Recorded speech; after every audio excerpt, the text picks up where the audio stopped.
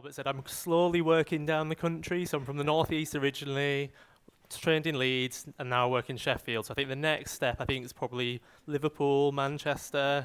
Eventually, I'll get to London. Eventually, so like he said, I'm going to talk to you today about Tolvaptan, and we're going to go through different aspects of Tolvaptan, the medication, a bit about the history, and then hear from Sarah, who's one of the patients as well, who's been taking Tolvaptan for the last year. Can everyone hear me okay? Because I've got a new microphone. It does feel like I'm in a boy band, so if I break out into dance, like, don't blame me, it's because I've got this special microphone on. So this is what we'll talk about. So first of all, the landmarks in polycystic kidney disease and in relation to Tolvaptan as well. An overview of Tolvaptan and how exactly it works, and then how it's been used in practice, and that's in the nation, well, England, as well as locally in Sheffield. And like I mentioned, we'll hear from Sarah as well. So I think it'll be really interesting to hear from Sarah, because actually that's someone that's been on Tolvaptan, so we can hear what her experience has been from the start to now at a year's point of having been on it. So in terms of the landmarks, so we're going to go back in history. So the first person that was thought to have polycystic kidney disease was in the 1500s, and it was a Polish king. So that's this gentleman here called Stephen Bathory. And then it was first described in the 1800s by two French doctors here.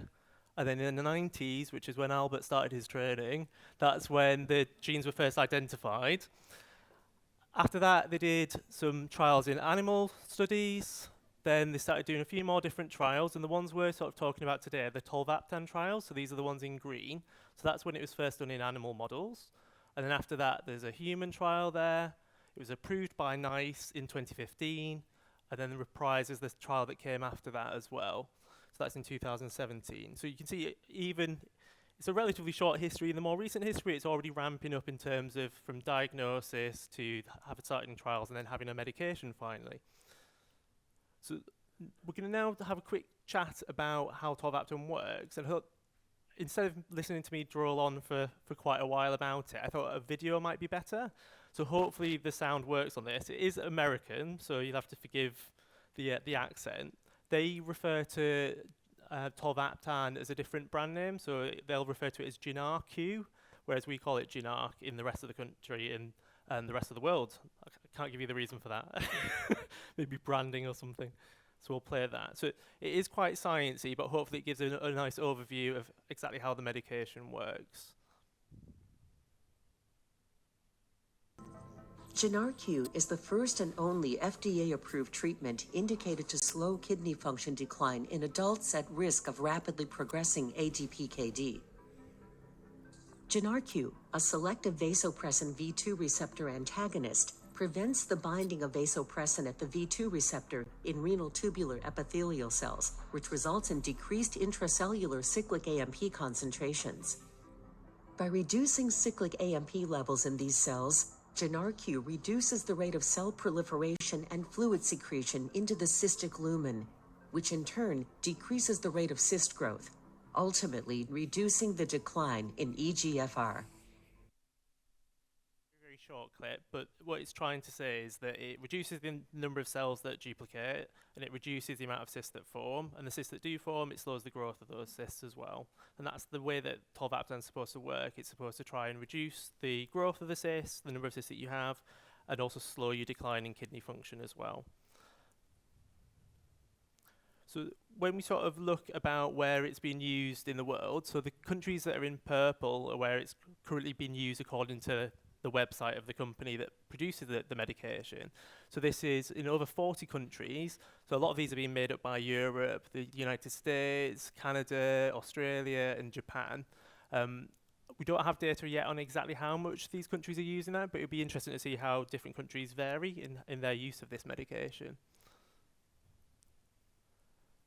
And one of the questions that I think people want to know is when to start Tolvaptan. So NICE has approved Tolvaptan since 2015, and then we've had some more recent guidelines following that say about when we should be using it. So to be able to use it, we have to look at what your kidney function is at the time. So kidney function, a lot of the time we sort of describe it, and it's probably been described in clinics as a percentage. Does anyone understand it as a percentage for kidney function? Yeah, I can see lots of nodding heads. So that percentage, when we get a number back from the lab, it comes back as over 90, and so that's just due to how they measure that particular chemical to work out the number. So for tolvaptan, you have to be between 30 and 90%. So anyone that's got a kidney function that's better than that, or a kidney function that's worse than that, wouldn't be eligible for tolvaptan. The other thing that you have to qualify for is about how bad the kidney function is at the time, or how fast it's declining. So on the left-hand side, I've got an image of the sort of the chronic kidney disease, so the staging. So that's stage 2 or stage 3, and that's the mild or moderate renal impairment or kidney impairment. And then on the right-hand side, I've made a little graph that shows the difference in the decline. So that's an example of what a decline might look like. So the green line is where it's dropping by 1 point every year. So it's dropping by 1% every year. And then on the purple line, that's where it's dropping 4% every year. So the person that would be eligible would be the purple line. And that's because they're above that, dropping by 3%. So as Ros mentioned earlier, tolvaptan's mainly used for people that have got worse problems with their kidneys at the time, and that their kidneys are getting worse more rapidly than other people, and that's thought to be the people that would benefit most from that. And then if we look at the trials themselves, so these are the 2 trials that I mentioned. So the first one was this one, Tempo, and the second one was this one, Reprise, or Reprise, depending on where you're from.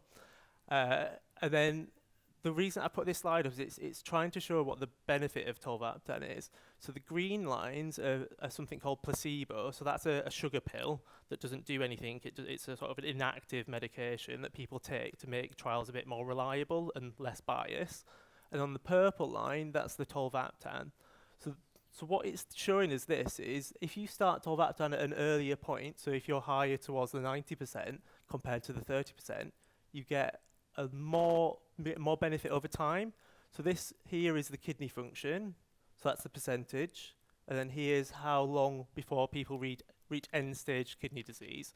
So that would be people that are needing dialysis or needing a transplant. So you can see if you start it earlier, the benefit you get is potentially more than it would be if you started at a lower point. So here is 2.9 years from people that have gained from having the tolvaptan, and here it's 7.3 when people have started it a lot earlier. And that's shown again on the second trial that they did a few years after as well.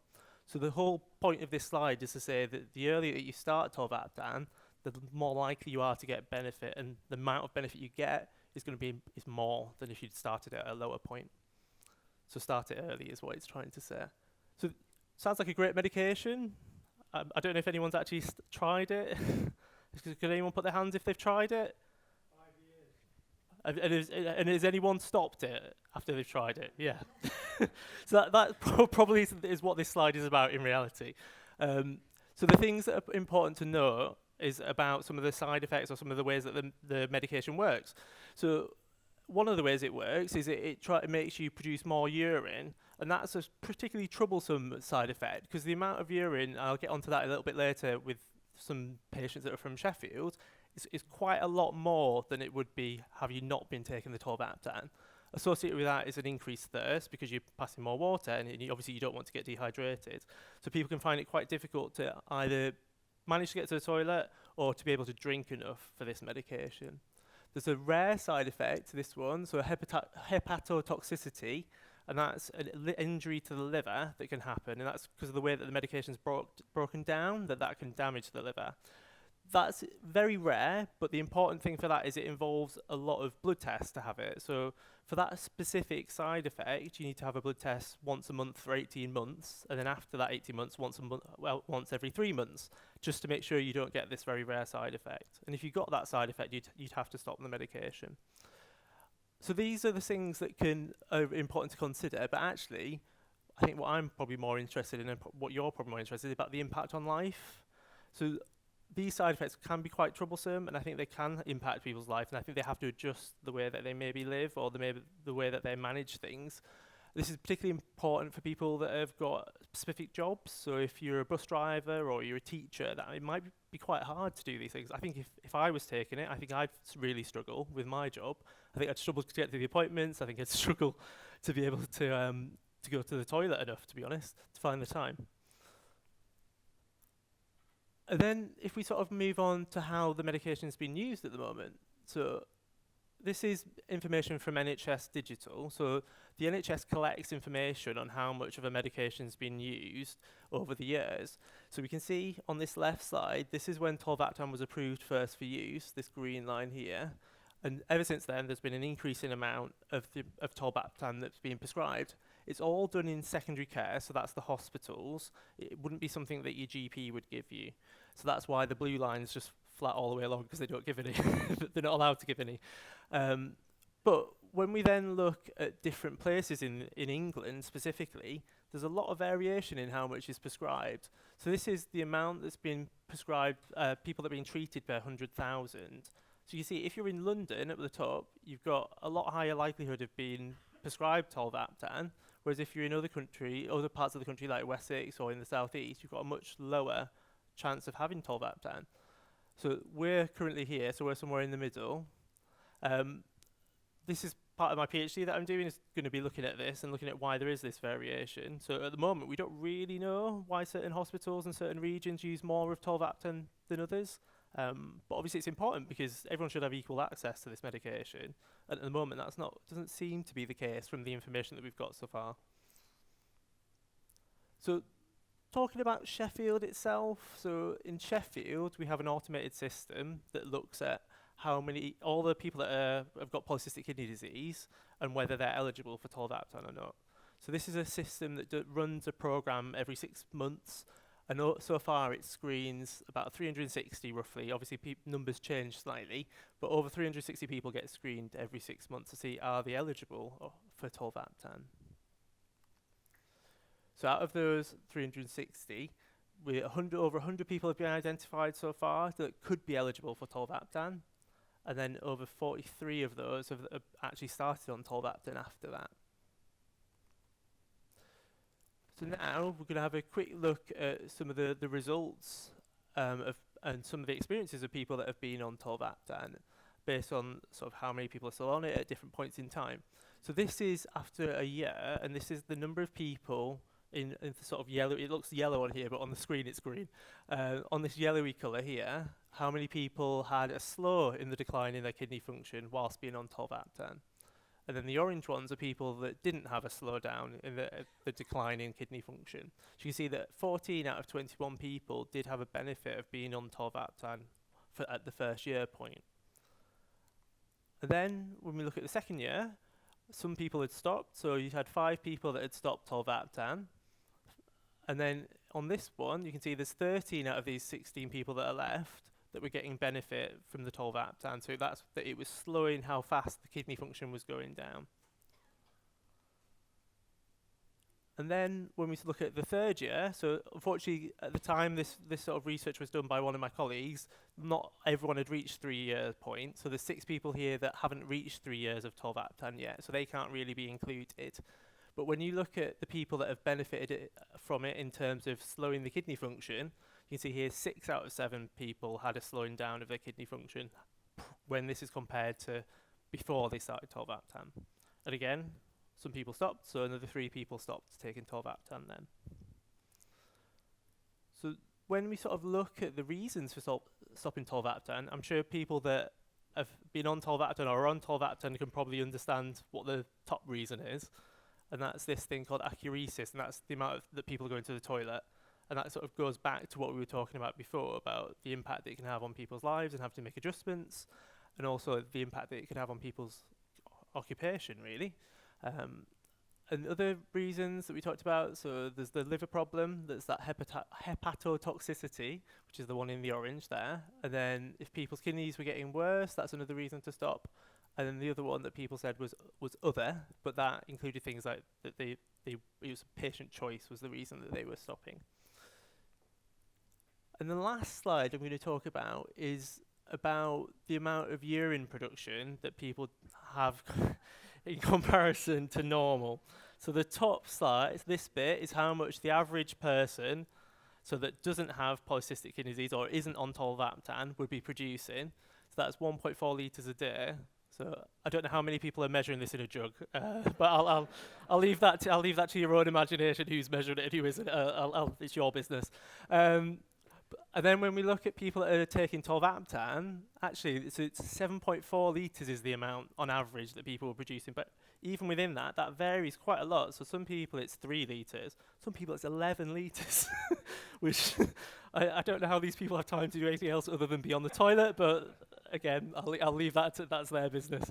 But I think this is just sort of illustrating, actually, it's not, this is something that has to be kept in mind. So although it is having a good impact in terms, for the majority of people, in reducing the amount of decline in their kidney function, actually, there is some things to consider when you're doing this. So people that will be considering this, like I mentioned, are people that have certain occupations, or if people have mobility issues, that type of thing would be someone that I'd be saying in clinic, actually, have a think, is this something that's suitable for you or not? Because the whole point of a medication is it's not, just because it's got a benefit and it's been proven to have a benefit, doesn't mean it's right for that person. And I think that's what I try and impress, is that it's about personalising it and making sure that it's right for that person at that time. Does anyone have any quick questions about this part? But I think, because I'm eager to get on to Sarah, who's going to talk about her experience of having polycystic kidney disease and tolvaptan in particular. So I'd like to invite Sarah up. I think it's probably best to speak into that microphone rather than taking off the earpiece. Hello everybody, I'm Sarah and I'm here to share my tolvaptan story with you. So just by way of background, I was diagnosed at 18, and at the time I said to the consultant, is there anything that I can do to help myself with this disease? And he said no. So I went ahead and just lived my life normally and tried to forget about PKD for the next 30 years. I had blood pressure control, but that was about it. And I was very successful at ignoring it as long as I could. Then when I got to 50, my kidney function started declining, and my consultant suggested that I went on tolvaptan. And I'll be really honest with you, I had quite a few fears about doing that.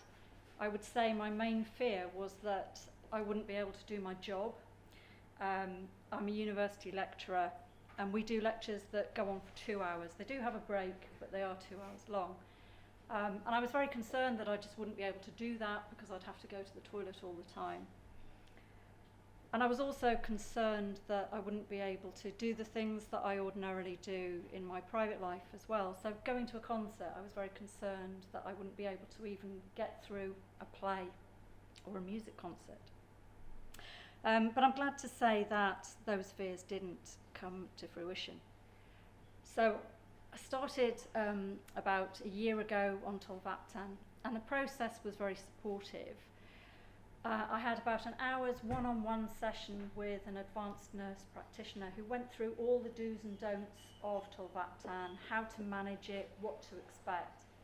And I'd like to give a big shout out to Anna Reynolds of Arrow Park. She was my advanced nurse practitioner. She was absolutely brilliant. And the benefit of that one-to-one was that it told me all about the drug itself, but also it made me feel really supported, because tolvaptan is a commitment and it doesn't suit everybody depending on the side effects that you have. Because at the start I had weekly blood tests, and then for the first 3 months, because I was going up each dose because it was working well, those weekly blood tests did continue. It's dropped off a bit now, it's only once a month, but at the start it does need quite a bit of time commitment from you. So that's one of the things to bear in mind. The other thing I would really say is that life gets quite a bit more structured and organised on tolvaptan. So I take my first dose at 7 a.m. and then need to set an alarm to remind me to take the second dose 8 hours later. And that works really, really well for me. Second thing is, you need to be really organised about your water. When I started on tolvaptan, I would say I was drinking about 6.5 litres of water a day. It's eased off a little bit. Now I would say I drink around 5 litres of water a day. And although that sounds like it's an awful lot of water, I would say 2 things. Number one, you're drinking it constantly throughout the day, so it doesn't feel as though it's that much water, because it's just becomes part of your daily routine. You've always got your water with you. And the second thing to appreciate is that you really want it. So it's not as if when you're drinking all this water, you're thinking, oh, I can't stand this, I don't want any more of this.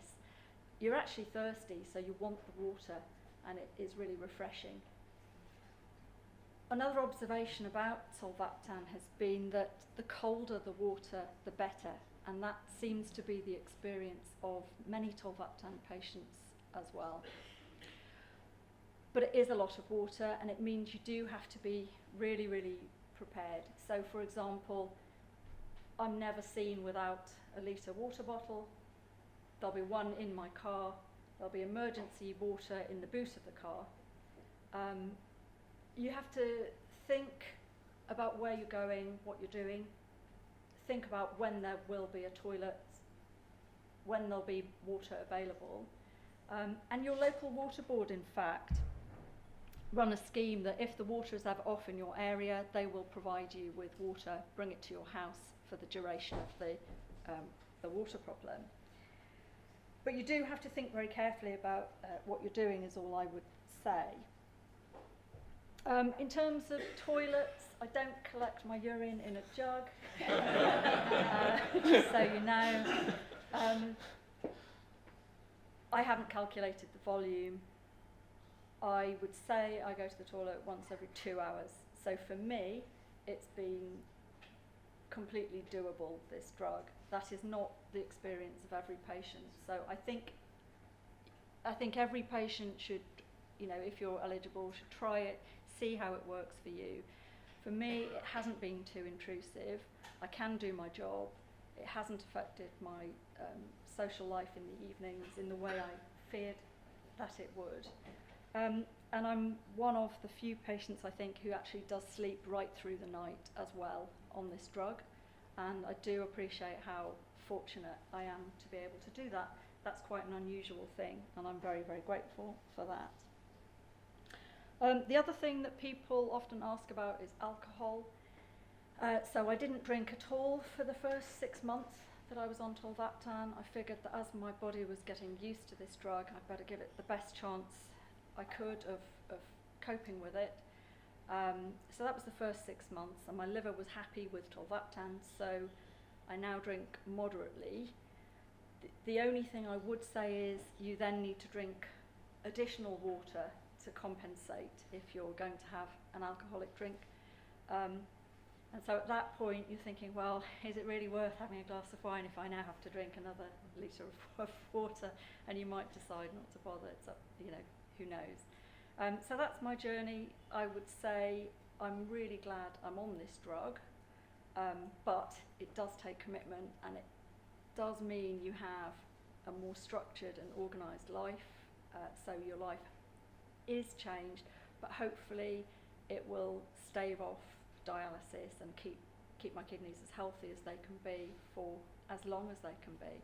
So I would say to anyone considering it, just try it, see what your body does with it, and see if it's something that works for you. I think, as Matt said before, it will depend a little bit on your job. There are some occupations that would not lend it themselves to being on this drug, but you know, it has worked for me, and as I say, you know, I can go 2 hours. So most meetings, most seminars, most lectures are absolutely fine within those time parameters. Thank you.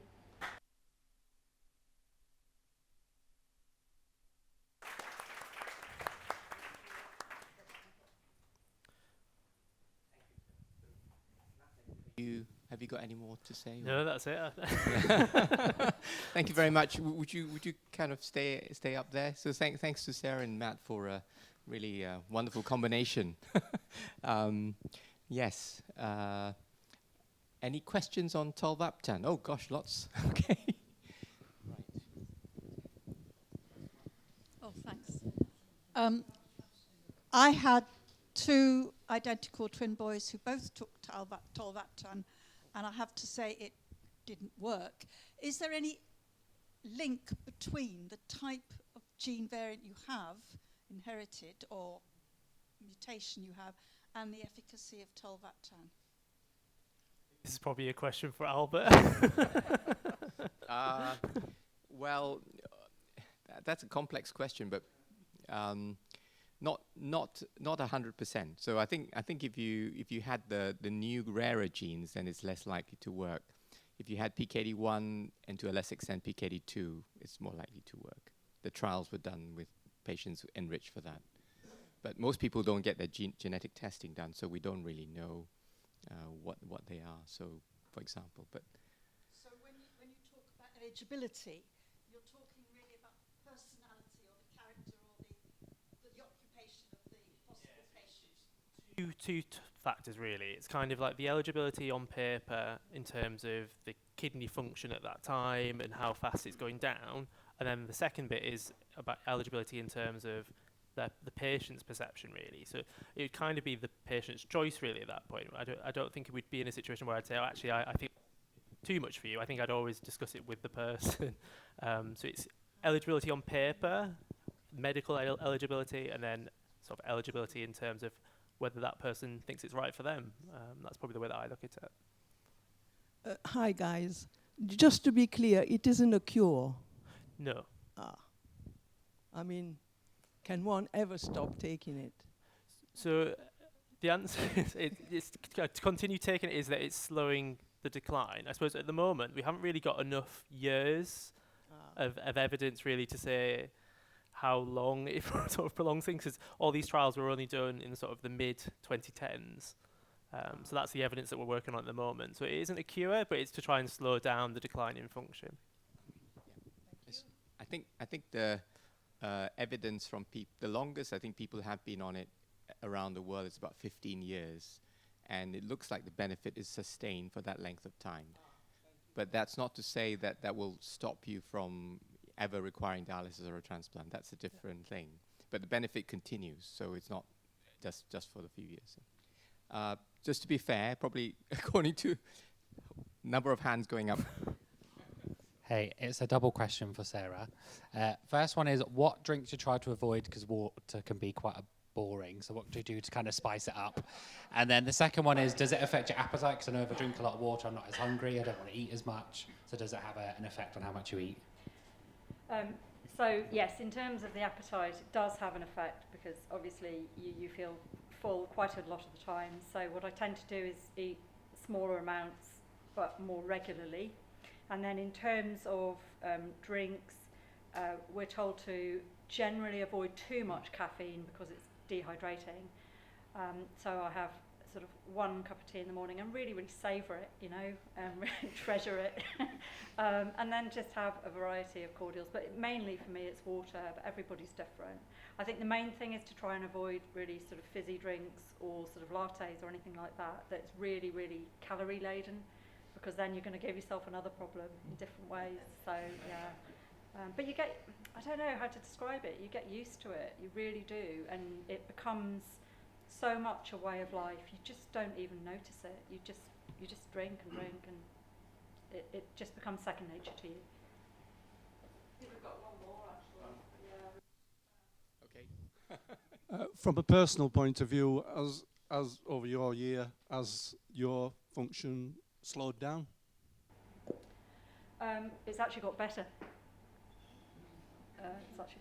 So, which I don't think anyone was expecting.